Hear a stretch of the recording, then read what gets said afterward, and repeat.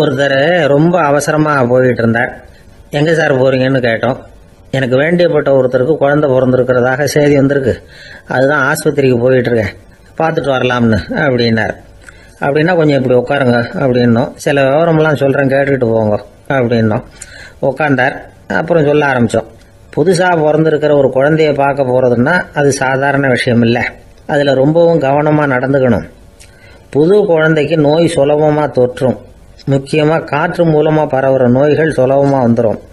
அதனால் நமக்கு உடம்பு சரியில்லைன்னா குழந்தைய விட்டு கொஞ்சம் தள்ளியே இருக்கிறது தான் நல்லது. பெரியவங்களை பொறுத்த வரைக்கும் சாதாரணமாக உள்ள ஒரு கிருமி கூட குழந்தைய பொறுத்த வரைக்கும் ரொம்ப மோசமான ஒரு கிருமியாக இருக்கும். சில வெளிநாடுகளில் எப்படி தெரியுமா, பிறந்த குழந்தை தூங்கிக்கிட்டு இருக்கிற ஒரு ரூமுக்கு போகணும்னா போகிறவங்க முகமூடி போட்டுக்கணும், காலணிகளை மாற்றிக்கணும், அவ்வளவு சுத்தமாக உள்ளே போய் பார்த்துட்டு வரணும். பொதுவாக சில ஆஸ்பத்திரிகளில் பார்த்தீங்கன்னா பார்வையாளர்கள் நேரத்தில் விசிட்டிங் ஹவர்ஸ் தாயை விட்டு குழந்தைய தனியாக பிரித்து வச்சுருவாங்க. எதுக்குன்னு நினைக்கிறீங்க? அந்த நேரம் பல பேர் வருவாங்க போவாங்க, அவங்க கைகால் சுத்தமாக இருக்காது.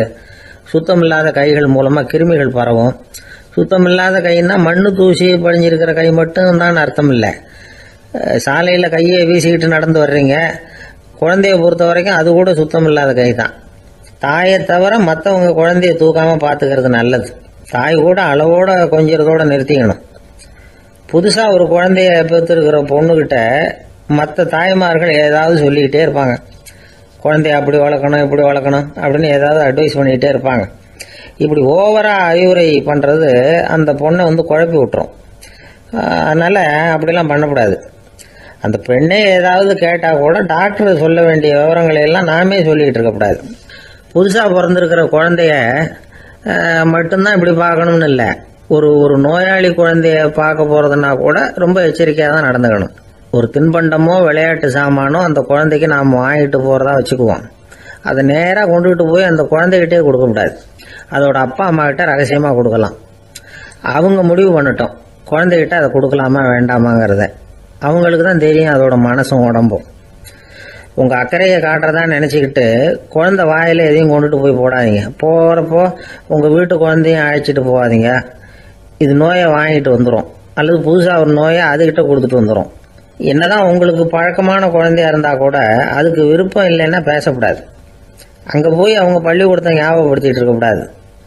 நோயில் இருக்கிறப்ப ஸ்கூலை பற்றி பேச அது விரும்பாது. ஆஸ்பத்திரியை விட்டு வெளியில் புறப்படுறப்போ குழந்தைகிட்ட சொல்லணும்னு அவசியம் இல்லை. அதோட அப்பா அம்மா கிட்ட சொல்லிவிட்டு புறப்பட்டா போதும், குழந்தை கோபிச்சிக்காது. சமூக சம்பிரதாயத்தை பற்றி அது கவலைப்படுறதில்லை. இப்படி எல்லா விவரமும் நம்ம எதிரில் உட்காந்துருந்தவங்க கிட்ட சொல்லி முடித்தோம். ரொம்ப நன்றி சார் அப்படின்னு சொல்லிவிட்டு அவர் புறப்பட்டார். குழந்தைங்க கொஞ்சம் வளர்கிற வரைக்கும் தான் நாம் எச்சரிக்கையாக இருக்கணும்னு இல்லை, வளர்ந்த பிறகு இன்னும் எச்சரிக்கையாக இருக்கணும். ஒரு பையன் பள்ளிக்கூடத்துலேருந்து திரும்பி வீட்டுக்கு வந்தான். முகம் பூரா நகத்தால் கீறி இருந்தது. அப்பா பார்த்து பயந்துட்டார். யாருடா உன்னை இப்படி பண்ணது அப்படின்னார். என் கூட படிக்கிற இன்னொரு பையன். நாளைக்கு உன் கூட பள்ளிக்கூடத்துக்கு வர்றேன், நீ எனக்கு அவனை அடையாளம் காட்ட முடியுமான்னார். அது ரொம்ப சுலபம் நான் பையன். எப்படின்னார் அப்பா. அவன் காதில் ஒன்றை கையோடு எடுத்துகிட்டு வந்திருக்கிறேன், இதோ என் பையில தான் வச்சிருக்கேன் அப்படிங்கிறான் அந்த பையன்.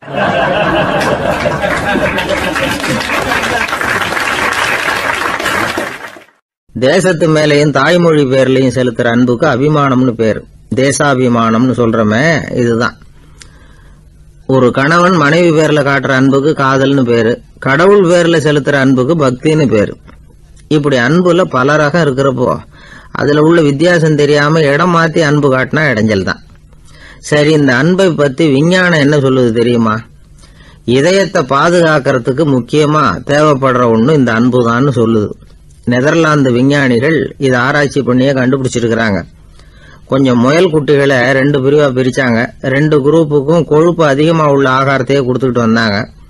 ஆனா ஒரு குரூப்புக்கு வெறுமன ஆகாரத்தை கொடுத்ததோட சரி, இன்னொரு குரூப் முயல்களுக்கு ஆகாரம் கொடுத்ததோட நிறுத்திக்கல. அதுக்கு முன்னாடி கூண்டுகளை திறந்து விட்டு முயல்களை கொஞ்ச நேரம் எடுத்து கொஞ்சி விட்டு அதுக்கப்புறமா ஆகாரம் கொடுத்தாராம் ஆராய்ச்சியாளர். இந்த குரூப்புக்கு இதய பாதிப்பு 60% குறைச்சலா இருந்துதான். சில நோயாளிகளுக்கு ஹார்ட் அட்டாக் வந்தாலும் அதை தாங்கிக்கிட்டு குணமாகிற சக்தி அதிகமா இருக்குது. இது எப்படின்னு ஆராய்ச்சி பண்ணி பார்த்துருக்கிறாங்க. அவங்க எல்லாம் மனைவி தன் பேர்ல ரொம்ப அன்பா இருக்கிறதாக நினைக்கிறவங்களா இருக்கிறாங்களாம். இதய நோயாளிகள் பல பேரை சந்திச்சு இதய நோய் ஏற்பட என்ன காரணம்னு கேட்டிருக்கிறாங்க.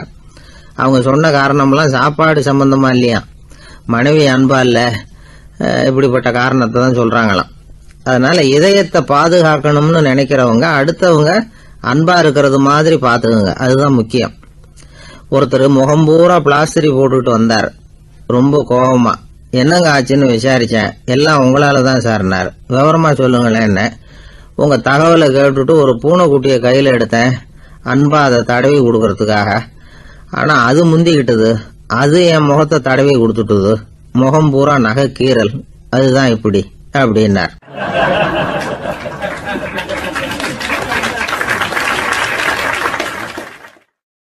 கங்கை கரை தோட்டம் பக்கத்தில் ஒரு ஆசிரமம், அங்கே ஒரு பெரியவர் தங்கி இருக்கிறார். அவர் தான் ராமகிருஷ்ண பரமஹம்சர்.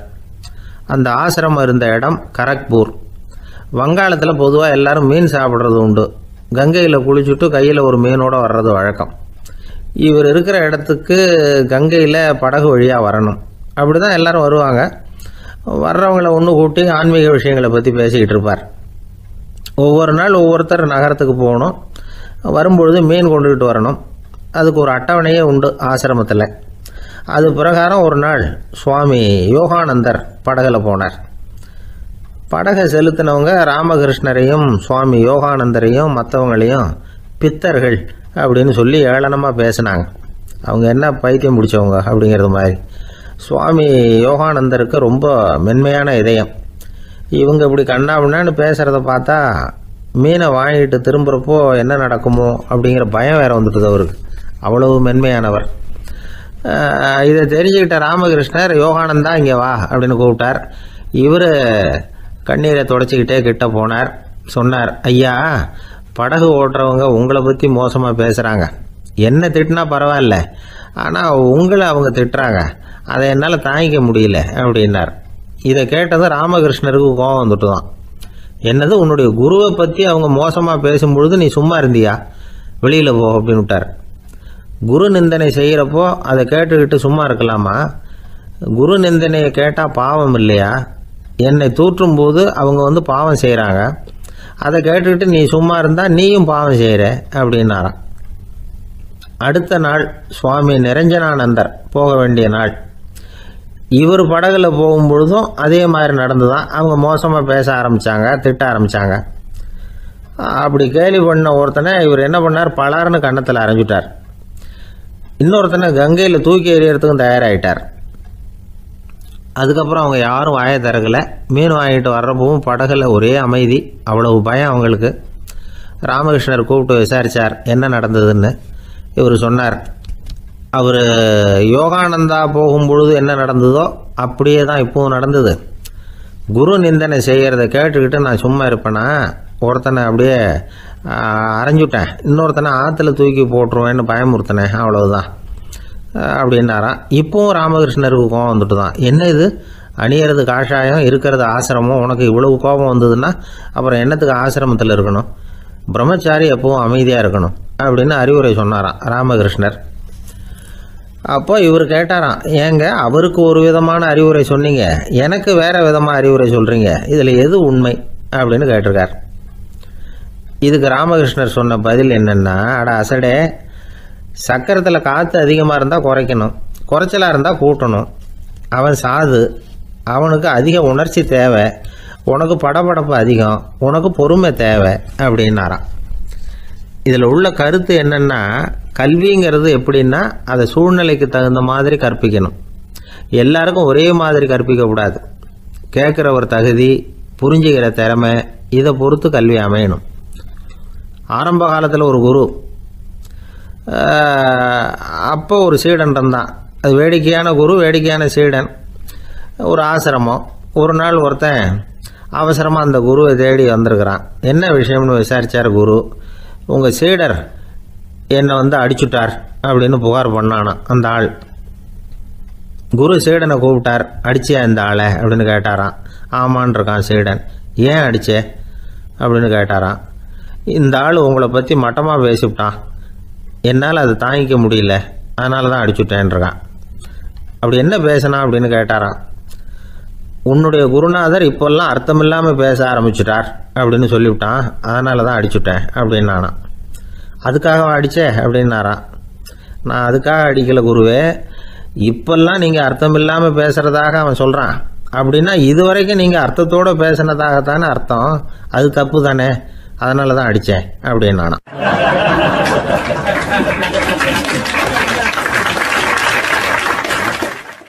ஐயா, உங்கள் பேரை தொடர்ந்து தினம் கேட்டுக்கிட்டு இருக்கிறேன் அப்படின்னார் ஒருத்தர். தொடர்ந்து கேட்குறீங்களே, உங்களுக்கு காது வலிக்கலையா அப்படின்னு கேட்டோம். பேசுகிற உங்களுக்கே வாய் வலிக்கலை அப்படிங்கிறப்போ கேட்குற எங்களுக்கு எப்படி காது வலிக்கும் அப்படின்னார். நம்ம உடம்புல ஒரு அதிசயம் என்ன தெரியுமா? ரொம்ப நேரம் நாம் நடக்கிறோம்னு வச்சுக்கோங்க, கால் வலிக்கும். ரொம்ப நேரம் வேலை செஞ்சால் கை வலிக்கும், உடம்பு வலிக்கும். ரொம்ப நேரம் பார்த்துக்கிட்டே இருந்தால் கண்ணு வலிக்கும். ரொம்ப நேரம் பேசிக்கிட்டே இருந்தால் வாய் கூட வலிக்கும்.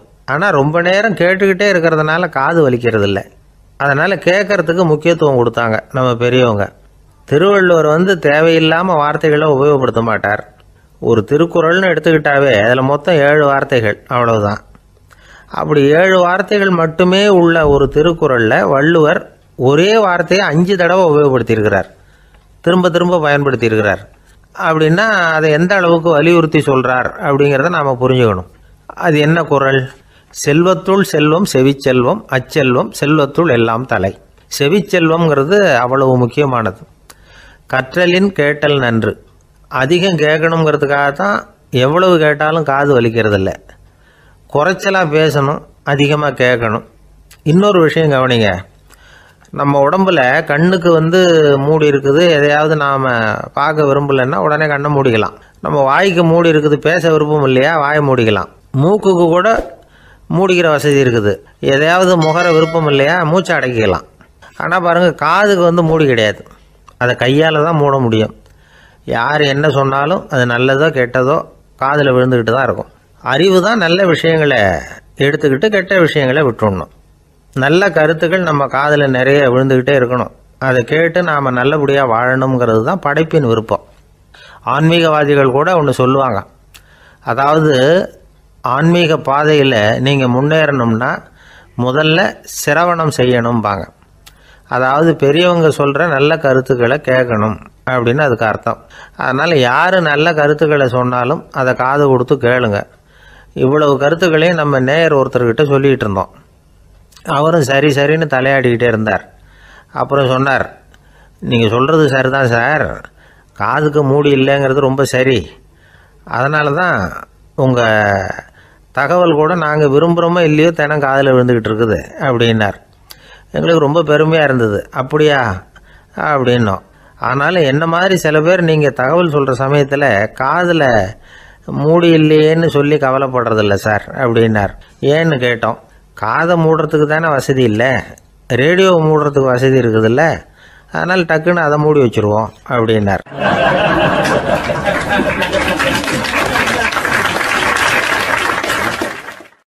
பக்தின்னு சொல்கிறோம் இல்லையா, அது 3 வகைப்படும் அப்படிங்கிறார் ஒரு பெரியவர். அது என்ன 3 வகைன்னா, தெய்வ பக்தி, அடியார்கள் பக்தி, குரு பக்தி.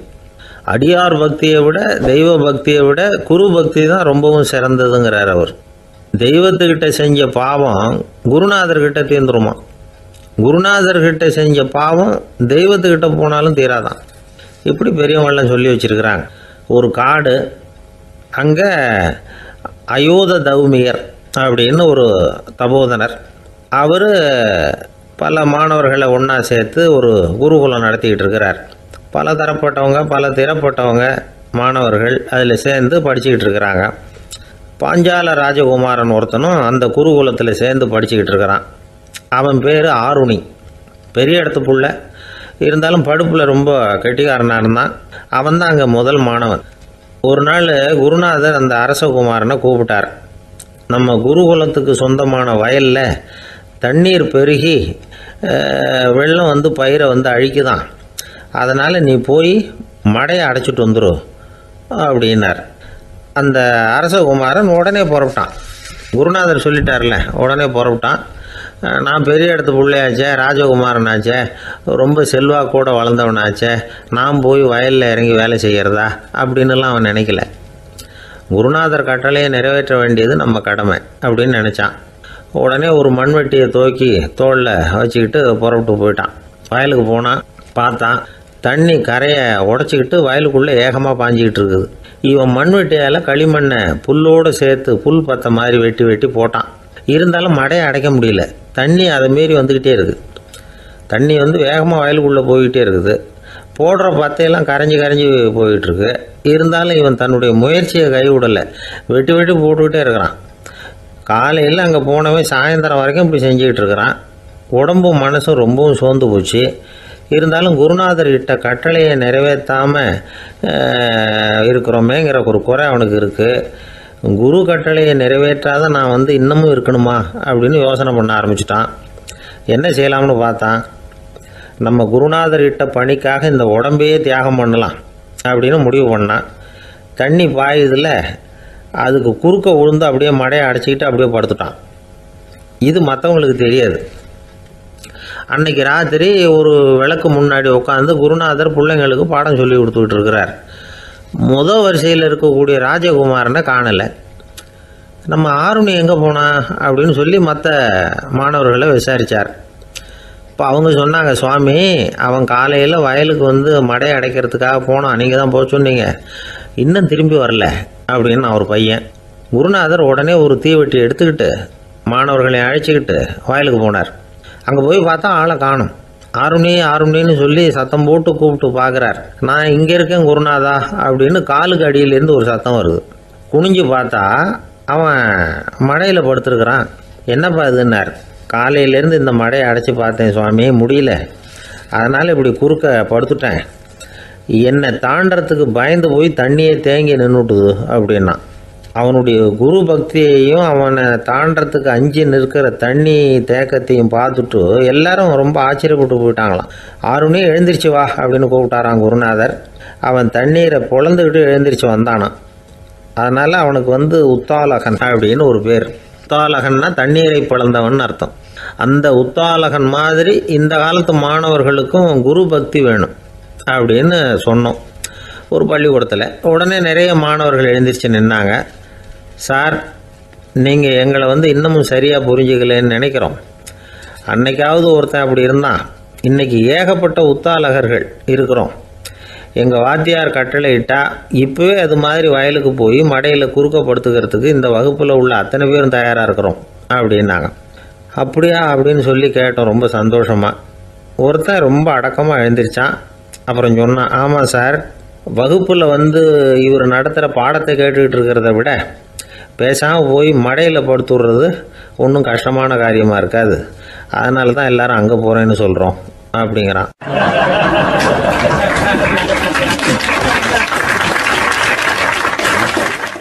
துருக்மேனியாவில் அஷ்காபாத் அப்படின்னு ஒரு நகரத்தில் ஒரு புவியியல் விஞ்ஞானி இருந்தார். அவர் ஒரு நாய்க்குட்டி வளர்த்தார். ஒரு நாள் முன்னிரவு நேரம் ஒரு மேஜைக்கு முன்னாடி உட்காந்து அந்த விஞ்ஞானி ஏதோ கணக்கு போட்டுக்கிட்டு இருக்கிறார். அவருக்கு ஒரு சின்ன பெண் குழந்தை, அது தொட்டிலில் தூங்கிட்டு இருக்குது. அந்த நாய்க்குட்டியும் ஒரு மூலையில் படுத்து அது பாட்டுக்கு தூங்கிட்டு இருந்தது. ஒரே அமைதி. அந்த நேரத்தில் திடீர்னு அந்த நாய்க்குட்டி துள்ளி எழுந்திரிச்சிது. நேராக குழந்தைகிட்ட ஓடிச்சு. அந்த குழந்தைய அது போட்டிருந்த ட்ரெஸ்ஸோடு சேர்த்து கவ்வி தூக்குச்சு. தூக்கிக்கிட்டு வாசல் பக்கம் ஓடிச்சு. நாய்க்குட்டி குழந்தைய கவ்வி தூக்க முடியுமாங்கிற சந்தேகம் உங்களுக்கு இல்லையா? நீங்கள் நம்ம ஊர் நாய்க்குட்டியவே பார்த்து பழக்கப்பட்டிருக்கீங்க, அதனால் நம்புறதுக்கு சிரமமாக இருக்கும். அந்த ஊரில் எல்லாம் அது ரொம்ப ஸ்ட்ராங்காக இருக்கும், ஒரு ஏதோ கண்ணுக்குட்டி மாதிரி இருக்கும். விஞ்ஞானி அதை பார்த்துட்டார். உடனே அந்த நாய்க்கு வெறி பிடிச்சிட்டுதுன்னு முடிவு பண்ணிவிட்டு தன்னோட கை துப்பாக்கியை எடுத்துக்கிட்டு ஓடி வந்தார். அவர் வெளியில் நாய்க்குட்டி எங்கே அப்படின்னு பார்த்து தேடுறார். அந்த நேரத்தில் அந்த வீடு இடிஞ்சு விழுது. காரணம் பூமி அதிர்ச்சி. இப்படி பூமி அதிர்ச்சி உண்டாக போகுதுங்கிறது அந்த நாய்க்குட்டிக்கு முன்னாடியே தெரிஞ்சு போச்சு. அதுதான் குழந்தைய தூக்கிட்டு வெளியில் ஓடி வந்திருக்குது. அது மூலமாக அந்த குடும்பத்தையே காப்பாற்றிருக்குது அந்த நாய்க்குட்டி. இந்த சம்பவம் நடக்கிறதுக்கு 3 நாளைக்கு முன்னாடியே சில பிராணிகளுக்கு இப்படி நடக்க போகுதுங்கிறது தெரிஞ்சிருக்குதான். ஆமாம், அந்த நகரத்தில் 3 நாளைக்கு முன்னாடியே பாம்பு, பல்லி இதெல்லாம் அது தங்கியிருந்த வலையை விட்டு வெளியில் ஓடி வந்துட்டுது. அதே மாதிரி அங்கே இருந்த புறாவெல்லாம் பறந்து போயிடுச்சான். இதே மாதிரி யுகோஸ்லோவியாவில் கூட ஒரு நகரம், அங்கே ஒரு நாள் ராத்திரி ஒரு மிருக காட்சி சாலையில் திடீர்னு ஒரு பெரிய கலவரம், கூச்சல், குழப்பம். அங்கே இருந்த கழுதை, புலி, யானை, பறவை எல்லாம் கண்ணாபின்னான்னு கத்த ஆரம்பிச்சுட்டுது.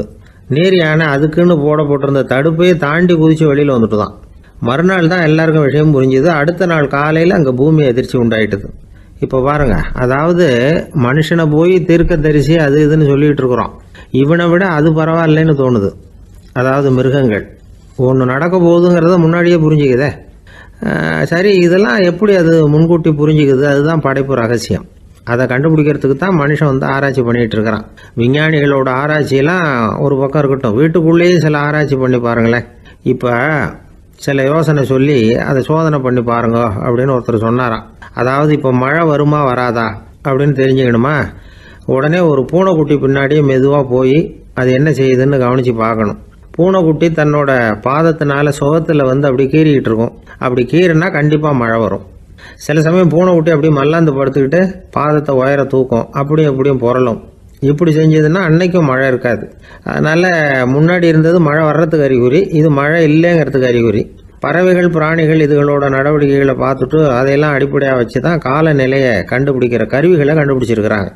வாத்து இருக்குல்ல, சில சமயம் தன்னோட அழகை தன்னோட இறகுகளில் அப்படியே புதைச்சிக்கும். அப்படி செஞ்சால் குளிர்காலம் வரப்போகுதுன்னு அர்த்தம். பருவநிலை குளிராக மாறப்போகுதுங்கிறதுக்கு இதுதான் அறிகுறி. சிட்டுக்குருவி இருக்குதுல்ல, அதெல்லாம் புழுதியில் உழுந்து புரளும், சிறகுகளை வந்து படபடன்னு அடிச்சுக்கும். அப்படி செஞ்சால் மழை வரப்போகுதுன்னு அர்த்தம். ஒன்று மட்டும் நாம் நல்லா தெரிஞ்சுக்கணும், இயற்கையின் சீற்றம்னு சொல்கிறோம் இல்லையா, இயற்கை ஏன் நம்ம மேலே கோவப்படுது? இயற்கையை நாம் அனுசரித்து போகிறதில்ல, அதனால் கோவப்படுது. காடுகளை அழிக்கப்படாது, விலங்குகளை கொல்லக்கூடாது, இயற்கை ஏற்படுத்தி வச்சிருக்கிற சமநிலையை கெடுக்கக்கூடாது. அதை புரிஞ்சுக்கிட்டு வாழ்ந்தோம்னா பூமியும் நடுங்காது, நாமளும் நடுங்க வேண்டிய அவசியம் இருக்காது. ஒருத்தர் இருந்தார், சாராய கடைக்கு போனாராம், நிறைய சாப்பிட்டார். அப்புறம் சொன்னார், இது ரொம்ப அற்புதமான சரக்கு போல் இருக்குது. உள்ளே போன உடனே இந்த பூமியே நடுங்கிறது மாதிரி இருக்குது எனக்கு அப்படின்னாராம். இதுக்கு கடைக்காரர் சொல்லியிருக்கார், நீங்கள் சாப்பிட்டது வெறும் பச்சை தண்ணி தாங்க, இப்போ ஏற்பட்டிருக்கிறது நிஜம் பூமி அதிர்ச்சி அப்படின்னாராம்.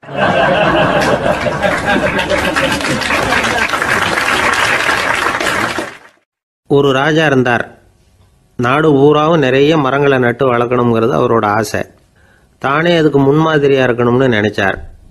அரண்மனையை சுற்றி மரங்களை நட்டு வளர்த்தார். இதை பார்த்துட்டு ஜனங்களும் அவங்கவுங்க வீட்டை சுற்றி மரக்கன்றுகளை நட்டு வளர்த்தாங்க. கொஞ்ச காலத்தில் ஊர் பூரா பசுமையாக மாறிச்சு. எல்லாருக்கும் சந்தோஷமாக இருந்தது.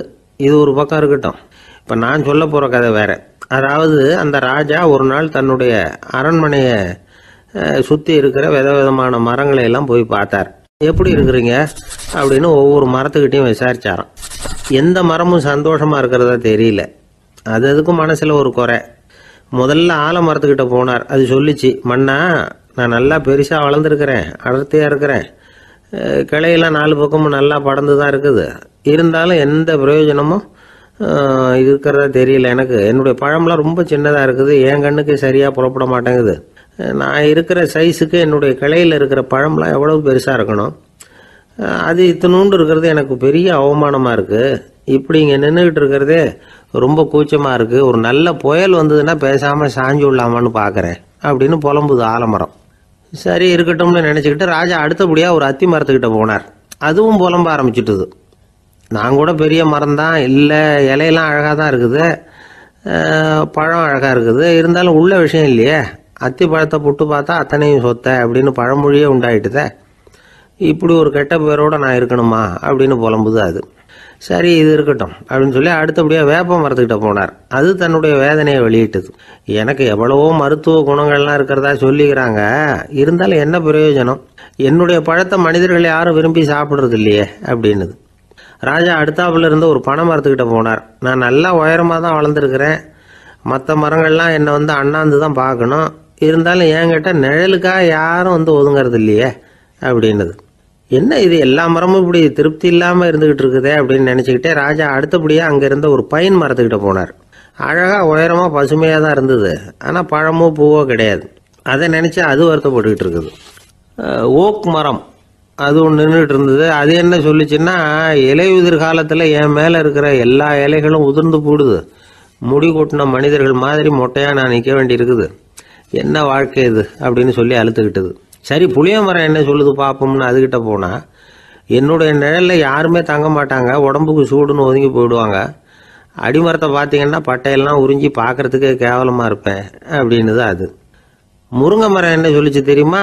என்னுடைய இலை காயெல்லாம் சாப்பிட்றவங்களுக்கு சத்து கொடுக்கறது வாசம்தான், ஆனால் என் உடம்புல சத்தே கிடையாது. கொஞ்சம் வேகமாக காற்று அடிச்சதுன்னா முறிஞ்சு விழுந்துடுறேன். என்ன வாழ்க்கை இது அப்படின்னு சொல்லி அது வருத்தப்பட்டது. ராஜா யோசனை பண்ணார். என்ன இது, மரங்கள் பூமியின் வரங்கள்னு சொல்கிறோம். மழை பெய்யறதுக்கு அதுதான் காரணம், பூமி செழிப்பாக இருக்கிறதுக்கும் அதுதான் காரணம், வீடு கட்டுறதுக்கு மரம், நாற்காலி செய்ய உபயோகப்படுத்துறதுக்கும் அதுதான் உபயோகப்படுது, மனுஷனுக்கு வேண்டிய ஆகாரங்களையும் கொடுக்குது. இப்படிலாம் இருந்தும் எல்லா மரமும் நிம்மதி இல்லாமல் இருந்துகிட்டு இருக்குதே அப்படின்னு நினைச்சார். அப்போது அங்கே இருந்த ஒரு மகிழ மரம் அவர் கண்ணில் பட்டுது. அந்த மரம் மட்டும் கொஞ்சம் நிம்மதியாக மகிழ்ச்சியாக இருக்கிறது மாதிரி தெரிஞ்சுது. உடனே ராஜா அதுகிட்ட போனார். உனக்கு மனசில் எதுவும் குறை இல்லையான்னு கேட்டார். இல்லை, நான் சந்தோஷமாக தான் இருக்கேன்னு தான் அந்த மகிழ மரம். அப்படியான்னு ஆச்சரியமாக கேட்டார் ராஜா. ஆமாம் மன்னா, இந்த இடத்துல நீங்கள் ஒரு முருங்கை மரத்தையோ வேப்ப மரத்தையோ கூட நட்டிருக்கலாம், ஆனால் இந்த இடத்துல நடுறதுக்கு என்ன தேர்ந்தெடுத்துருக்கிறீங்க, அதுவே எனக்கு பெருமை, அதுவே எனக்கு திருப்தி அப்படின்னு தான் மகிழ மரம். மகிழ மரம் சாதாரணமாக தான் இருக்கும், இளம் மஞ்சள் நிறத்தில் பூக்கள், அது காய்ந்தும் மனம் வீசும். மகிழ மரம் மாதிரி மன திருப்தியோடு வாழறதுக்கு நாம் கற்றுக்கணுமா. நாம் இந்த உலகத்தில் ஒரு நாயாவோ நரியாவோ கூட பிறந்திருக்கலாம், மனுஷனாக பிறந்திருக்கிறோம், அதுவே பெருமை தானே. இந்த நிறைவு தான் மகிழ்ச்சியின் ரகசியம். ஒரு பையன் அப்பா கிட்ட போய், அப்பா நீங்கள் இந்த உலகத்தில் ஒரு மனுஷனாக பிறந்தது என்னோட அதிர்ஷ்டம் நானா. ஏண்டா அப்படி சொல்கிறேன்னு இருக்கார் அப்பா. நீங்கள் ஒரு கரடியாக பிறந்திருந்தா இந்நேரம் நானும் ஒரு கரடி குட்டியாக தானே இருந்திருப்பேன் அப்படின்னு நானா பையன்.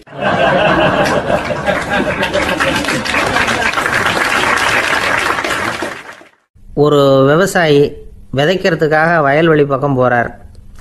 விதைகளை அள்ளி வீசினார். அப்போ என்ன ஆச்சுன்னா, சில விதைகள் பாதை ஓரத்தில் விழுந்தது, சில விதைகள் முள் செடிகள் மண்டி இருந்த புதருக்கு இடையில் விழுந்தது, சில விதைகள் நல்ல நிலத்தில் விழுந்தது. பாதை ஓரத்தில் விழுந்த விதை என்ன ஆச்சுன்னா, அதெல்லாம் பறவைகள் கண்ணில் போட்டுவிட்டுது. உடனே உட்காந்து கொத்தி தின்னுட்டு போட்டுது. அதிகமாக மண் இல்லாத பாறை பகுதியில் விழுந்த விதையெல்லாம் லேசாக வேர் விட்டு முளைக்க ஆரம்பிச்சிது. அதுக்கப்புறம் வேர் கீழேயும் ஆழமாக போக முடியல, மேலேயும் சூரிய வெப்பம் அதிகம் தாங்க முடியல, எல்லாம் காஞ்சி கருகி போட்டுது.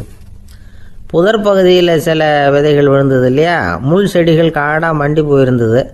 அதனால் முளைச்சி வர்ற செடிக்கு நெருக்கடி அதிகமாக போட்டுது, சரியாக வளர முடியல, விளைச்சலும் சரியாக இல்லை. நல்ல நிலத்தில் விழுந்த விதைகள் மட்டும் நல்லா முளைச்சிது, நல்லா வளர்ந்தது, விளைச்சலும் பிரமாதமாக இருந்தது.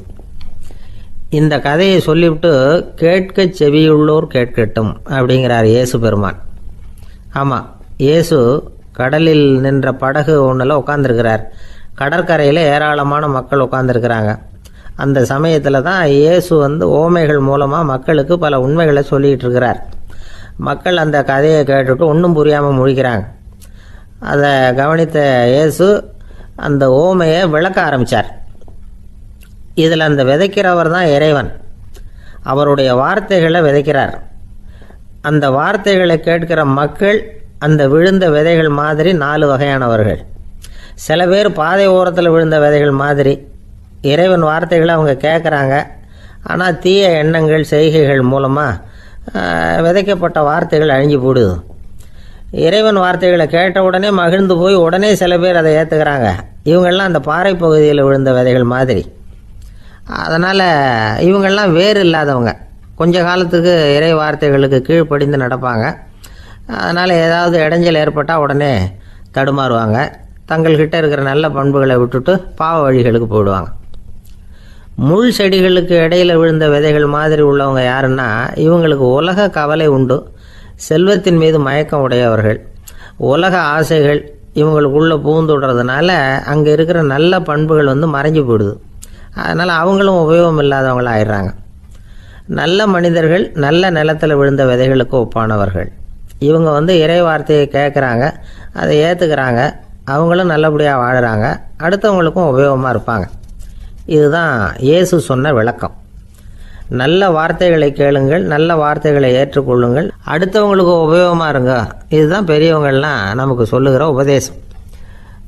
ஒரு அப்பா தன்னுடைய மகனுக்கு உபதேசம் பண்ணார். இதை பாருப்பா, நல்ல வார்த்தைகளை கேட்கணும், எப்போதுமே மகன் அப்பா பேச்சை கேட்குறது நல்லது அப்படின்னாராம். நீ ஏதாவது ஒரு தப்பு பண்ணால் என் தலையில் ஒரு முடி நரைச்சி வெள்ளையாக போடும்பா, நீ செய்கிற ஒவ்வொரு தப்புக்கும் என் தலையில் ஒவ்வொரு முடி வெள்ளையாயிடும் அப்படின்னாராம். பையன் யோசித்தான், அப்பா இப்போ தான் எனக்கு புரியுது, தாத்தாவோட தலைமுடி பூராவும் வெள்ளையாக இருக்கிறதுக்கு என்ன காரணம்ங்கிறது எனக்கு இப்போ தான் புரியுது அப்படின்னு நான்.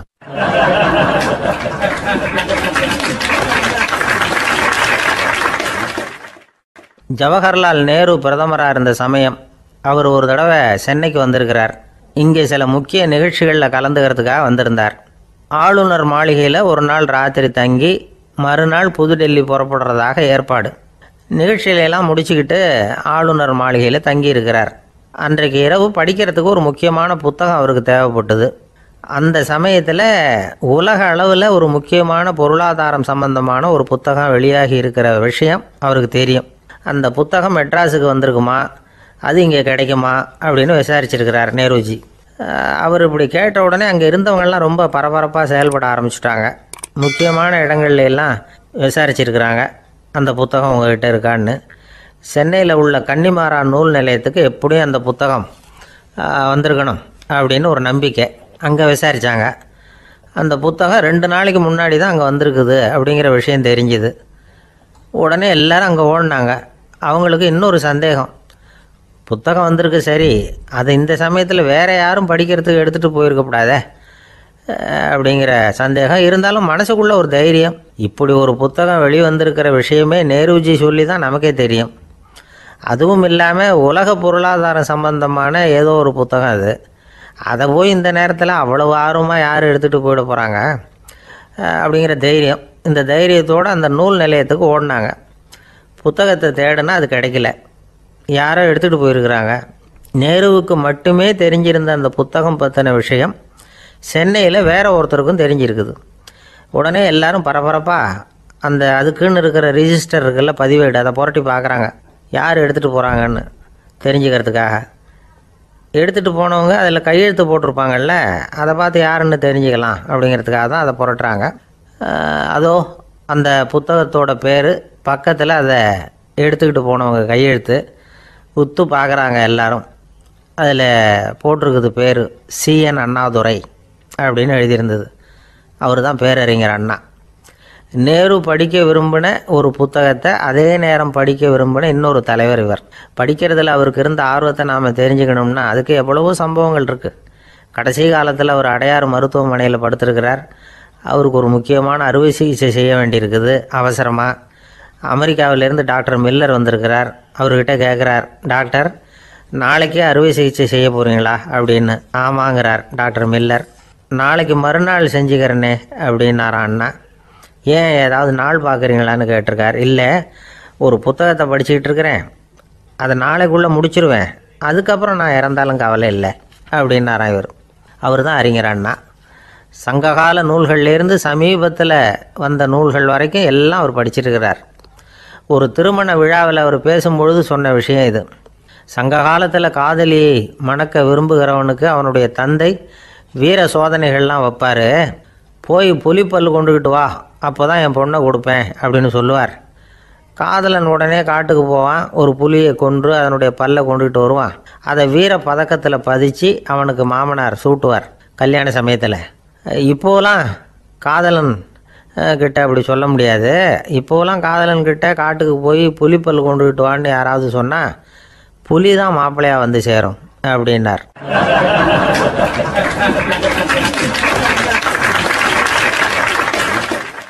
காசியில் இருக்கிற கடவுள் காசி விஸ்வநாதர், அங்கே இருக்கிற தேவி காசி விசாலாட்சி. இவங்க 2 பேரும் ஒரு நாள் பேசிக்கிட்டு இருந்தப்போ கடவுள் சொன்னார், இந்த மனிதர்களை நாம் ரொம்பவும் நம்பிக்கையோடு தான் படைச்சிருக்கிறோம், இருந்தாலும் அவங்களுக்கு தான் நம்பிக்கை இல்லை, எதுலேயும் ஒரு உண்மையான நம்பிக்கை இல்லாமல் வாழ்ந்துக்கிட்டு இருக்கிறாங்க அப்படின்னார். என்ன அப்படி சொல்கிறீங்க? அதோ பாருங்கள், எவ்வளவு பேர் காசியை தேடிட்டு வந்து கங்கையில் குளிச்சுக்கிட்டு இருக்கிறாங்க, அவங்களெலாம் நம்பிக்கை இல்லைன்னா இவ்வளவு தூரம் தேடிட்டு வந்து இங்கே குளிப்பாங்களா அப்படின்னு நாங்கள் தேவி. சரி, அதை சோதித்து பார்க்கலாம் அப்படின்னு 2 பேரும் முடிவு பண்ணிக்கிட்டாங்க. உடனே ஒரு திட்டம் போட்டாங்க. அது எப்படின்னா, நாம் 2 பேருமே பக்தர்கள் மாதிரி உருவத்தை மாற்றிக்கிட்டு கங்கை கரைக்கு போக வேண்டியது. நான் வந்து கங்கையில் இறங்கி குளிக்கிறேன், கொஞ்ச நேரத்தில் சுழலில் மாட்டிக்கிட்டது மாதிரி நடிக்கிறேன். நீ உடனே கரையிலிருந்து சத்தம் போடும். என்னோடய வீட்டுக்காரரை யாராவது காப்பாற்றுங்களேன்னு சத்தம் போடும். அதோடு இன்னொன்று சொல்லு, யாராவது ஒரு புண்ணிய ஆத்மா அவர்கிட்ட போய் அவருடைய முடியை பிடிச்சி இழுக்கணும். அப்படி ஒரு சாபம் இருக்குது எங்களுக்கு. புண்ணிய ஆத்மா, அதாவது எந்த பாவமும் செய்யாத இல்லாத ஒருத்தர் தான் அவரை காப்பாற்ற முடியும். அப்படிப்பட்டவங்க யாராவது வெள்ளத்தில் குதிச்சு என்னுடைய கணவரை காப்பாற்றுங்கோ அப்படின்னு நீ சத்தம் போடு, கூச்சல் போடு, என்ன நடக்குதுன்னு பார்க்கலாம் அப்படின்னார் கடவுள். சரின்னு சொல்லி 2 பேருமா சாதாரண பக்தர்கள் மாதிரி கங்கை கரைக்கு வந்து சேர்ந்தாங்க. அவர் இறங்கி குளித்தார். திட்டம் போட்டது மாதிரியே சுழலில் மாட்டிக்கிட்டது மாதிரி கத்துனார். கரையில் இருந்த அந்த அம்மா, ஐயோ என் கணவரை காப்பாற்றுங்களேன், யாராவது காப்பாற்றுங்களேன்னு கத்துனாங்க. பல பேர் ஓடி வந்தாங்க. உடனே இவங்க, பாவம் இல்லாத புண்ணிய ஆத்மா ஒருத்தரால் தான் என்னுடைய கணவர் காப்பாற்றப்படணுங்கிறது விதி, அப்படி ஒரு சாபம் இருக்குது, அதனால் புண்ணிய ஆத்மா யாராவது அவர்கிட்ட போய் அவர் முடியை பிடிச்சி தூக்குனா அவரை காப்பாற்றி விடலாம் அப்படின்னாங்க. இவங்க இப்படி சொன்னதும் எல்லாரும் திகைச்சு போய் நின்றுட்டாங்க. ஒவ்வொருத்தருக்கும் அவங்க செஞ்ச பாவம்லாம் ஒவ்வொன்றா ஞாபகத்துக்கு வர ஆரம்பிச்சுட்டுது. சரி, இதுக்கு நாம் லாயக்கு இல்லை அப்படின்னு சொல்லி ஒதுங்கி போக ஆரம்பிச்சிட்டாங்க எல்லாம். இந்த சமயத்தில் யாரோ ஒருத்தர் வேகமாக ஓடி வந்தார். ஆற்றுல குதிச்சார். அவர்கிட்ட போனார், முடியை பிடிச்சார், தூக்குனார், அவரை காப்பாற்றி கரைக்கு கொண்டுட்டு வந்துட்டார். அப்படி காப்பாற்றின அந்த ஆளை இவங்க 2 பேரும் தனியாக கூப்பிட்டுக்கிட்டு ஒரு மண்டபத்துக்கு வந்துட்டாங்க. வந்து விசாரிக்கிறாங்க. நீ யாரப்பா அப்படின்னு கேட்குறாங்க. ஏதும் தெரியாத மாதிரி, நான் இந்த ஊர் அன்ன சத்திரத்தில் வேலை செய்கிற ஒரு சமையல்காரன் அப்படிங்கிறார். நீ வந்து கங்கையில் குளிக்கிறது உண்டான்னு கேட்டிருக்காங்க. நான் இந்த ஊர்லேயே தான் இருக்கிறேன், இருந்தாலும் தினமும் கங்கையில் குளிக்கிறதில்ல, எப்பாவது ஒரு நாள் அங்கே குளிப்பேன் அப்படின்னார். கங்கையில் மூழ்கி எழுந்திரிச்சா பாவம்லாம் தொலையும்னு சொல்கிறாங்க. அப்படி இருக்கிறப்போ அங்கே இன்றைக்கி கங்கையில் குளிச்சுக்கிட்டு இருக்கிறவங்கெல்லாம் தங்களை வந்து புண்ணிய ஆத்மாவா நினைக்கல. கங்கையில் குளிக்காத நீ உன்னை வந்து புண்ணிய ஆத்மாவா நினச்சி என்னை காப்பாற்ற வந்திருக்கிற, அது எப்படி அப்படின்னு கேட்டார். அதுக்கு அந்த ஆள் சொல்கிறான், கங்கையில் குதித்ததுக்கு அப்புறம் தானே உங்களை காப்பாற்ற போகிறோம். அப்படி குதிக்கும் பொழுது என்னுடைய பாவம்லாம் போயிருக்கும்ல, நான் புண்ணிய ஆத்மாவாக ஆயிருப்பேனே, அதனால தான் துணிஞ்சு வந்து உங்களை காப்பாற்றினேன் அப்படின்னா. கடவுளும் தேவியும் அவனுக்கு வந்து காட்சி கொடுத்தாங்களாம். இப்படி ஒரு கதை உண்டு. அதாவது கங்கையில் குளிச்சுக்கிட்டு இருக்கிறவங்களுக்கே தங்களுடைய பாவம் போகுங்கிற நம்பிக்கை பரிபூர்ணமாக இல்லை. குளிக்காத ஒருத்தனுக்கு அந்த நம்பிக்கை இருந்தது. அதனால் அவனால் கடவுளை பார்க்க முடிஞ்சது. கடவுளை வந்து நாமளும் பார்க்க முடியுமா முடியாதா அப்படிங்கிற குழப்பம்லாம் நமக்கு வேண்டியதில்லை. நம்பிக்கையோடு வாழணுங்கிற உண்மையை மட்டும் இந்த கதையிலேருந்து புரிஞ்சுக்கிட்டால் போதும். ஏன்னா இந்த கதையை கேட்டுட்டு ஒரு நண்பன் குதர்க்கமாக ஒரு கேள்வி கேட்டான். ஏன் சார், கங்கையில் குளித்தா பாவம் போயிடும்னு சொல்கிறீங்களே, நான் எனக்கு வேண்டாத ஒருத்தனை அழைச்சிட்டு போய் கங்கையிலேயே தள்ளி விட்டுட்டு அதுக்கப்புறம் அங்கேயே முழுக்க போட்டுட்டு நான் செஞ்ச பாவத்தை வந்து அதுலேயே கழுவி விட்டுட்டு மறுபடியும் உங்ககிட்ட வந்துடுறேன்னு வச்சுக்கோங்க, நீங்கள் என்னை வந்து புண்ணிய ஆத்மான்னு ஏற்றுக்குவீங்களா அப்படிங்கிறான். ஆள் கொஞ்சம் ஆசைந்தான், நம்மளே அங்கே அழைச்சிட்டு போனாலும் போயிடுவான்.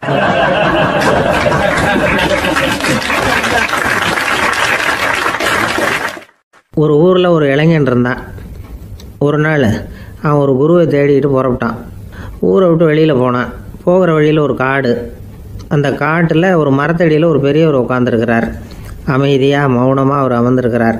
இந்த பெரியவரை விசாரிக்கலாம், குருவை தேடி கண்டுபிடிக்கிறதுக்கு இவர் ஏதாவது ஒரு வழி சொல்லி கொடுப்பார் அப்படின்னு நினச்சிக்கிட்டு அவரை நெருங்கினான். ஐயா, எனக்கு ஒரு குரு தேவை, எங்கே கிடைப்பார், அவரை எப்படி அடையாளம் கண்டுபிடிக்கிறது, அதை பற்றி ஏதாவது விவரம் சொன்னீங்கன்னா நான் கண்டுபிடிச்சிக்குவேன் அப்படின்ட்டுருக்கான். பெரியவர் நிமிர்ந்து பார்த்தார். தம்பி, அது ரொம்ப சுலபம். அவர் வயசானவராக இருப்பார், என்னை விட சுமார் 30 வயசு அதிகமாக இருக்கும். அவர் ஒரு மரத்தடியில் தான் உட்காந்துருப்பார் அப்படின்ட்டுருக்கான். சரிங்க பெரியவரே, அது என்ன மாதிரியான மரம், எப்படி இருக்கும் அப்படின்னு கேட்டிருக்கான். பெரியவர் அந்த விவரங்களையும் சொல்லியிருக்கிறாரு. அது மட்டும் இல்லை, சந்திக்கிற நாள், நேரம், வினாடி முதற்கொண்டு எல்லா விவரங்களையும் துல்லியமாக சொன்னாராம். இவ்வளவு விவரங்களை இவரால் எப்படி சொல்ல முடியுது அப்படின்னு இவனுக்கு ஆச்சரியம்.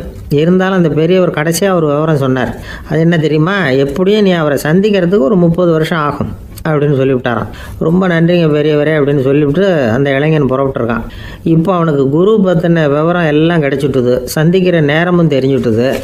ஆனால் 30 வருஷம் அவரை தேடி அலைய வேண்டியிருக்குமே. அவன் தேட ஆரம்பித்தான். காடு மலை எல்லாம் சுற்றி அலைஞ்சான். பல வருஷங்கள் தேடினான், அழுத்து போயிட்டான். கடைசியில் அவனுக்கும் வயசாகிட்டுது. கடைசியில் தன்னுடைய சொந்த ஊருக்கே திரும்பி போய்கிட்டு இருந்தான்.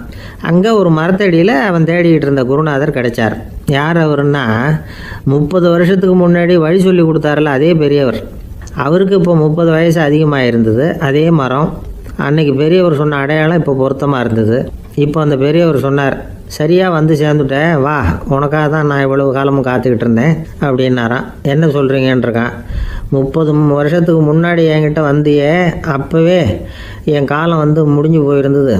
அப்போவே என்ன உனக்கு அடையாளம் தெரியல, அதனால் இவ்வளவு காலம் உனக்காக காத்துட்டு இருக்கும்படி ஆயிட்டுது அப்படின்னாராம். ஐயா, அப்போவே நீங்கள் சொல்லியிருக்கலாமே, இதுதான் 30 வருஷம் கழித்து நீ சந்திக்க போகிற இடம், நான் தான் உன்னுடைய குரு அப்படின்னு சொல்லியிருக்கலாமே அப்படின்ட்டுருக்கான். அந்த பெரியவர் சிரிச்சுக்கிட்டே இதுக்கு பதில் சொன்னாராம், நான் எவ்வளவோ விவரமாக தான் சொன்னேன், நீ சரியாக புரிஞ்சிக்கல. காரணம், அப்போது நீ போதுமான அளவுக்கு பக்குவம் பெற்றிருக்கவில்லை, அதனால் புரியும் சக்தி இல்லாமல் போயிட்டுதப்போ 30 ஆண்டு காலம் நீ அலைஞ்சி தெரிஞ்சிருக்கிற, அது காரணமாக இப்போ உனக்கு அந்த பக்குவம் வந்துட்டுது, அதனால தான் அடையாளம் காண முடிஞ்சது, நானே உன்னுடைய குரு அப்படின்னாராம். இதுலேருந்து என்ன தெரியுதுன்னா, ஆன்மீகத்தில் மாணவனாக சேர்றதுக்கு கூட ஒரு பக்குவத்தன்மை தேவைப்படுது. ஒரு பெரிய ஞானி, அவர்கிட்ட சீடனாக இருக்க ஒருத்தன் வந்தான், எதிரில் நின்னான். ஞானி அவனை வெகு நேரம் உற்று பார்த்தார். அப்புறம் சொன்னார், சீடனாக இருக்கிறது ரொம்ப சிரமம்னார். நான் தயாராக இருக்கிறேன்னா. அது இன்னமும் சிரமமாச்சே, இங்கே வந்து குருவாக இருக்கிறது மட்டுமே சுலபம் அப்படின்னாராம். அப்படின்னா நான் குருவாகவே ஆயிடுறேன் அப்படின்னானா. இது போலவே இந்த காலத்தில் கதை ஒன்று உண்டு. ஒரு பள்ளிக்கூடத்தில் வகுப்பு ஆசிரியர் மாணவனை திட்டிக்கிட்டு இருந்தார். டேய், நீ 100க்கு 10 மார்க்கு தான் வாங்கிட்டு இருக்க, இவ்வளவு மோசமாக நீ படித்தா கடைசியில் மாடு மேய்க்கிறது கூட லாய்க்கு இல்லாதவனா ஆகிடுவேன், அதுக்கப்புறம் என்ன செய்ய போகிறேன் அப்படின்னாராம். பையன் தலையை சொரிஞ்சிக்கிட்டே சொன்னானா, சார் அப்படின்னா ஒன்று செய்கிறேன் அப்படின்னானா. இவர் கேட்டிருக்கார், என்ன செய்ய போகிறேன்னு. வேற என்ன சார், உங்களை மாதிரி ஒரு ஆசிரியர் ஆகிடுறேன் அப்படின்னு நானும்.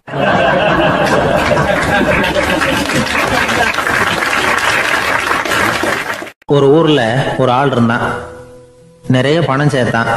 அவனுக்கு சம்பாதிக்க தெரியுமே தவிர செலவு பண்ண தெரியாது. மகா கஞ்சன். காசை கையில் எடுக்கவே மாட்டான். எடுத்தால் செலவு செய்ய வேண்டியிருக்குமே, அதனால் இப்படியே அவன் காலத்தை ஓட்டி விட்டான். வயசாகிட்டுது. அவனுடைய மனைவி ஒரு நாள் கேட்டாங்க, இவ்வளவு நாளாக நீங்கள் என்னை எங்கேயுமே அழைச்சிட்டு போனதில்லை, இப்போவாவது அழைச்சிட்டு போகக்கூடாதா அப்படின்னாங்க. எங்கே போகணும் சொல்லுன்னா. காசிக்கு போகணும், கங்கையில் குளிக்கணும்னாங்க. இவன் பார்த்தான், இதுக்கு ஏன் அவ்வளோ தூரம் செலவு பண்ணிட்டு போகணும், நம்ம ஊர் ஆற்றுலேயே குளிக்கலாமே, இதுவும் புண்ணிய நதி தான், இங்கே குளித்தா அங்கே குளித்த பலன் கிடைச்சிரும் அப்படின்னா. சரின்னு 2 பேரும் ஆத்தங்கரைக்கு போனாங்க. அன்னைக்கு ஏதோ விசேஷம், நிறைய கூட்டம், நிறைய பேர் குளிச்சுக்கிட்டு இருக்கிறாங்க. கரையில் சில புரோகிதர்கள் நின்றுக்கிட்டு இருக்கிறாங்க. குளிக்கிறதுக்கு முந்தி அவங்கக்கிட்ட உட்காந்தா ஏதோ மந்திரம்லாம் சொல்லுவாங்க, கொஞ்சம் காசு கொடுக்க வேண்டியிருக்கும். அதனால் இவன் என்ன பண்ணான், ஆத்தங்கரையிலேயே கொஞ்சம் தூரம் போனான். ஊரை விட்டு தள்ளி வந்துட்டான், அங்கே யாருமே இல்லை. அப்பாடான்னு சந்தோஷப்பட்டான், குளிக்கலாம்னு புறப்பட்டான். இந்த நேரம் கடவுள் பார்த்தார், இந்த கஞ்சனுக்கு ஏதாவது புத்தி போகட்டணும் அப்படின்னு நினைச்சார். உடனே ஒரு புரோகிதர் மாதிரி உருவத்தை மாற்றிக்கிட்டு அந்த ஆள் முன்னாடி வந்து நின்னார். அவனுக்கு அதிர்ச்சி, இங்கே யாருமே இருக்க மாட்டாங்கன்னு நினச்சா இங்கேயுமே ஒரு ஆள் வந்துட்டாரு, என்ன பண்ணுறதுன்னு யோசனை பண்ணான். புரோகிதர் உருவத்தில் இருந்த கடவுள் சொன்னார், இதை பாருங்க, இன்னைக்கு விசேஷ நாள், நீராடுறதுக்கு முன்னாடி சுயகல்பம் பண்ணிக்கிறது ரொம்ப நல்லது அப்படின்னார். என்கிட்ட பணம் எதுவும் இல்லையேன்னா. பரவாயில்ல, அப்புறமா கொடுங்க, வாங்கிக்கிறேன், ஆனால் ஒன்று, எவ்வளவு கொடுப்பீங்கிறத மட்டும் இப்போவே சொல்லி கொடுங்க அப்படின்னார். இவன் ரொம்ப யோசனை பண்ணான். ஒரு 10 பைசா தரேன் அப்படின்னா. சரின்னு ஒத்துக்கிட்டு எல்லா கிரியைகளையும் அவர் செஞ்சார். அதுக்கப்புறம் கணவனும் மனைவியும் ஆற்றுல குளிச்சாங்க. அவர் போயிட்டார். கொஞ்ச நாள் கழித்து அவன் வீட்டுக்கு வந்தார் கடனை வசூல் பண்ணுறதுக்கு. வாசலில் நின்றுக்கிட்டு இருந்த அவன் மனைவி இவரை பார்த்ததும் தயங்க ஆரம்பித்தாங்க. அந்த அம்மா கிட்ட விஷயத்த சொன்னார். அந்த அம்மா ஓடி போய் உள்ளே இருக்கிற தன்னுடைய கணவர்கிட்ட சொன்னாங்க. அவன் யோசனை பண்ணான், இப்போ வெளியில் போனால் அவனுக்கு 10 காசு கொடுக்க வேண்டியிருக்கும், அதனால் எனக்கு காய்ச்சல்னு அந்த ஆளுகிட்ட சொல்லிவிடு, இன்னொரு சந்தர்ப்பத்தில் என்னை வந்து பார்க்க சொல்லு அப்படின்னா. அந்த அம்மா போய் சொன்னாங்க. அப்படிங்களா, அப்படின்னா அவரை நான் உடனே போய் பார்க்கணுமே அப்படின்னு உள்ளே நுழைய ஆரம்பித்தார். அவங்க மறுபடியும் இருங்க தான் வரேன்னு சொல்லிவிட்டு உள்ள ஓடி விஷயத்த சொன்னாங்க.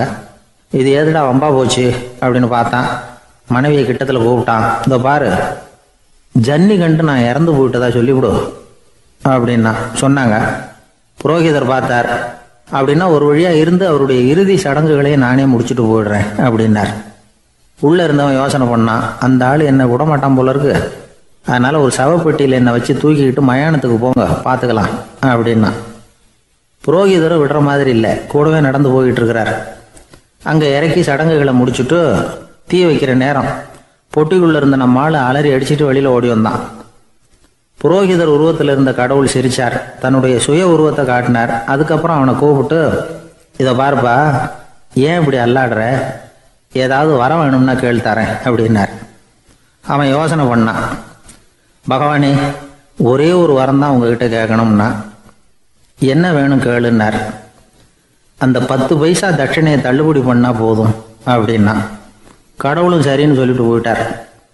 இப்படி ஒரு கதையை சுவாமி சிவானந்தர் சொல்லியிருக்கிறார். செல்வந்தர்கள் பல பேர் இப்படித்தான் இருக்கிறாங்க. தாங்களும் அனுபவிக்க மாட்டாங்க, அடுத்தவங்களுக்கும் கொடுக்க மாட்டாங்க. இது மாதிரியான கஞ்சர்களுக்கு இந்த உலகம் இல்லை அந்த உலகம் இல்லைங்கிறார் அவர். இந்த கதையில கடவுள் கடன் வசூலுக்கு வந்தது மாதிரி நம்ம ஊர் ஆள் ஒருத்தன் இன்னொருத்தர்கிட்ட 10 பைசா கடன் கொடுத்துட்டான். திருப்பி வாங்கறதுக்கு நடையா நடக்கிறான். கடைசியா கேட்டான், நீ எப்பதான் கடனை திருப்பி தரப்போற, அதை முடிவா சொல்லுன்னா. வர்ற வியாழக்கிழமை கண்டிப்பா கொடுத்துருவேன் அப்படின்னானா அவன். அன்னைக்கு நான் ஊர்ல இருக்க மாட்டேனே அப்படின்னானா இவன். அதனால என்ன, நானும் தான் அன்னைக்கு ஊர்ல இருக்க மாட்டேன் அப்படின்னானா.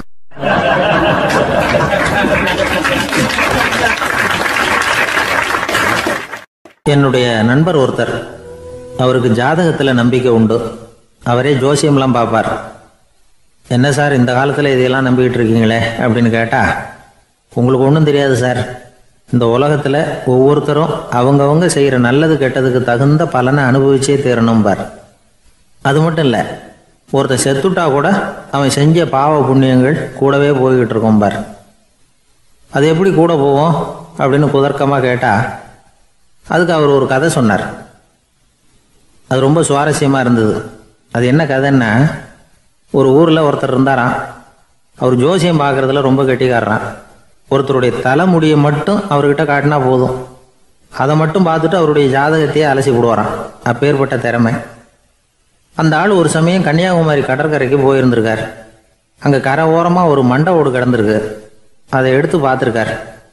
அந்த மண்டை ஓட்டை வச்சுக்கிட்டே அதோட ஜாதகத்தை அலசியிருக்கார். இந்த மண்டை ஓட்டுக்கு உரிய ஆசாமி வாழ்க்கையில் ரொம்ப கஷ்டப்பட்டிருக்கணும், நிறைய கஷ்டத்தை அனுபவிச்சிருக்கணும். அது தாங்க முடியாமல் தான் கடலில் விழுந்து தற்கொலை பண்ணிகிட்டு இருக்கான் அப்படிங்கிறத அவர் கணிச்சுட்டார். இருந்தாலும் இந்த மண்டை ஓடு இன்னமும் அனுபவிக்க வேண்டியது பாக்கி இருக்குது அப்படிங்கிறத அவர் உணர்ந்தாராம். அது சரி, ஒருத்தன் உயிரோடு இருக்கிற வரைக்கும் நல்லது கெட்டதை அனுபவிக்க முடியும், செத்ததுக்கு அப்புறமும் பாக்கி இருக்குன்னா அதை எப்படி அனுபவிக்கிறது? இந்த மண்டை ஓட்டுக்கு இன்னும் கொஞ்சம் பாக்கி இருக்குங்கிறது அவருக்கு புரிஞ்சதே தவிர அதோட அர்த்தம் என்னங்கிறது சரியாக விளங்கலை. சரி, இதை இன்னும் கொஞ்சம் விவரமாக ஆராய்ச்சி பண்ணுவோம் அப்படின்னு நினச்சிக்கிட்டு அதை தன்னுடைய வீட்டுக்கு எடுத்துகிட்டு போயிட்டார். அந்த மண்டை ஓட்டை ஒரு பெட்டியில் வச்சு பூட்டினார். தன்னுடைய தனி அறையில் அதை பத்திரமா வச்சுக்கிட்டார். தினமும் ராத்திரி ஆனதும் தன்னுடைய மனைவியை பார்த்து, நீ போய் பூஜை அறையில் தனியாக படுத்துக்க அப்படின்னு சொல்லிவிட்டு தினம் ராத்திரி 12 மணிக்கு பெட்டியை திறந்து அவர் பார்ப்பார். மண்டை ஓடு அப்படியே இருந்தது தவிர இன்னும் கொஞ்சம் பாக்கி இருக்குங்கிறதுக்கு அர்த்தம் அவருக்கு விளங்கலை. அந்த மண்டை ஓட்டுக்கு இன்னும் என்ன பாக்கி இருக்க போகுது? எப்படியோ ஒரு 10 நாள் போச்சு. அந்த வீட்டம்மாவுக்கு சந்தேகம் வந்துட்டுது. நம்ம வீட்டுக்காரரு நம்மளை தனியாக ஏன் தூங்க சொல்கிறார் அப்படிங்கிற சந்தேகம். உடனே பக்கத்து வீட்டு அம்மா கிட்ட விஷயத்தை சொல்லியிருக்கிறாங்க. அந்த அம்மா உடனே, நீ கவலைப்படாத, நான் கண்டுபிடிச்சி சொல்கிறேன் அப்படின்னு சொல்லிவிட்டாங்களாம். அன்னைக்கு ராத்திரியே ஜன்னல் வழியாக எட்டி பார்த்துருக்குறாங்க. இந்த ஆள் மண்டை ஓட்டை கையில் வச்சுக்கிட்டு அது திருப்பி திருப்பி பார்த்துக்கிட்டு இருக்கிறான். அதை பார்த்துட்டாங்க. மறுநாள் காலையில் அவரோட மனைவியை பார்த்தாங்க. ஏம்மா, உன் வீட்டுக்காரருக்கு நீ முதல் மனைவியா 2வது மனைவியா அப்படின்னு கேட்டாங்களாம். எனக்கு தெரிஞ்ச வரைக்கும் நான் ஒருத்தி தான் அவருடைய மனைவி அப்படின்னாங்களாம் அவங்க. அப்படி இல்லை, நீ அவருக்கு 2வது மனைவி. முதல் மனைவியின் மண்டை ஓட்டை தான் அவர் தினமும் ராத்திரியில் எடுத்து பார்த்துக்கிட்டு இருக்கிறார் அப்படின்னாங்க அடுத்த வீட்டு அம்மா. அப்படியா விஷயம் அப்படின்னு சொல்லிவிட்டு கணவன் வீட்டில் இல்லாத நேரமாக பார்த்து அந்த மண்டை ஓட்டை எடுத்து கொண்டாந்து ஒரு உரலில் போட்டு உலக்கையால் குத்தி நொறுக்க ஆரம்பிச்சிட்டாங்க. வெளியில் போயிருந்த அந்த ஆள் அப்போ தான் உள்ளே நுழைஞ்சார். மண்டை ஓடு உலக்கைக்கிட்ட குத்து வாங்கிட்டு இருக்கு. அது அனுபவிக்க வேண்டியது இன்னும் கொஞ்சம் பாக்கி இருக்குங்கிறதுக்கு அர்த்தம் எனக்கு இப்போதான் புரிஞ்சுது அப்படின்னாராம் அவர். இந்த கதையிலேருந்து நாம் இன்னொரு நீதியையும் புரிஞ்சுக்கணும். அதாவது நம்ம வீட்டை பற்றி நமக்கு புரியாததெல்லாம் அடுத்த வீட்டுக்கு.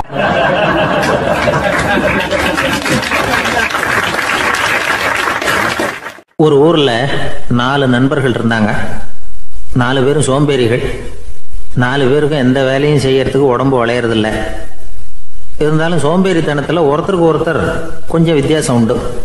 அதுக்கு தகுந்த மாதிரி அவங்களுக்கு பேர் அமைஞ்சு போச்சு. ஒருத்தன் கால் சோம்பேறி, இன்னொருத்தன் அரை சோம்பேறி, அடுத்தவன் முக்கால் சோம்பேறி, கடைசி ஆள் முழு சோம்பேறி. இவங்க 4 பேரும் நண்பர்கள். அப்புறம் எப்படி காரியம் நடக்கும்? 4 பேரும் ஒரு வீதியில் அப்படியே நடந்து போய்கிட்டு இருக்கிறாங்க. நல்ல பசி.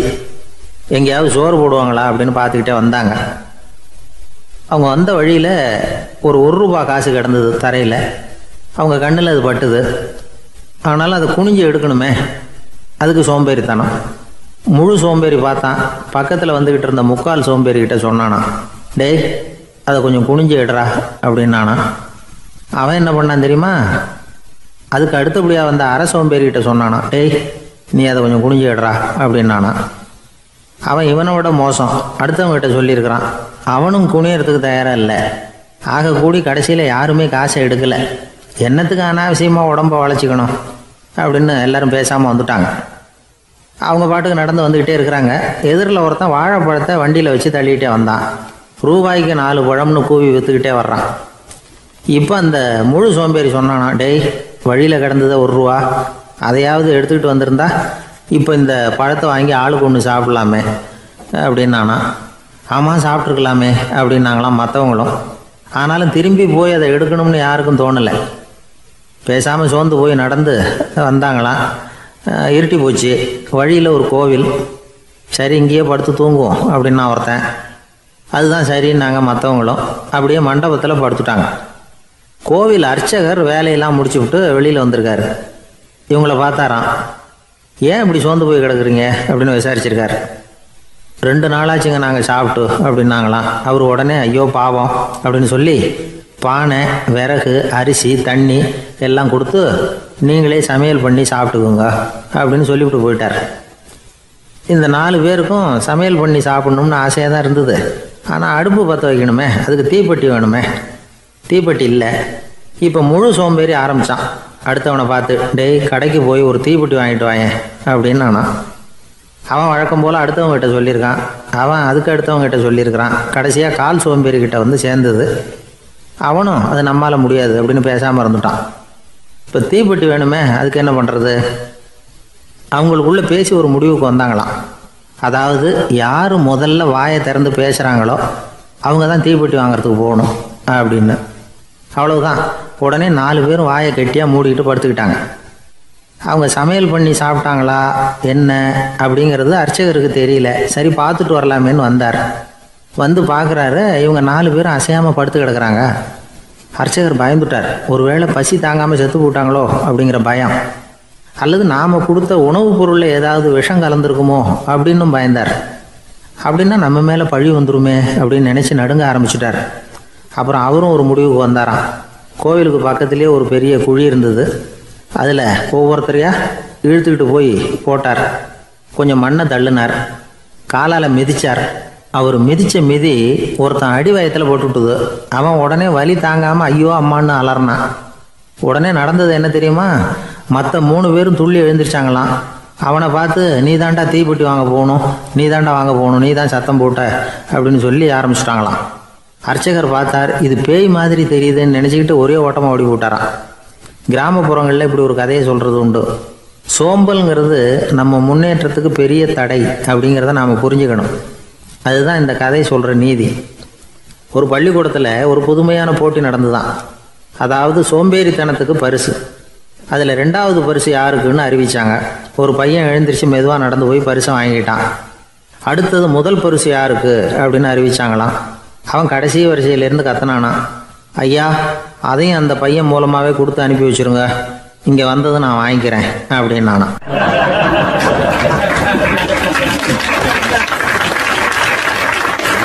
நல்ல குறையாதது அட்சய பாத்திரம். அது நமக்கு தெரியும், கேள்விப்பட்டிருக்கிறோம்.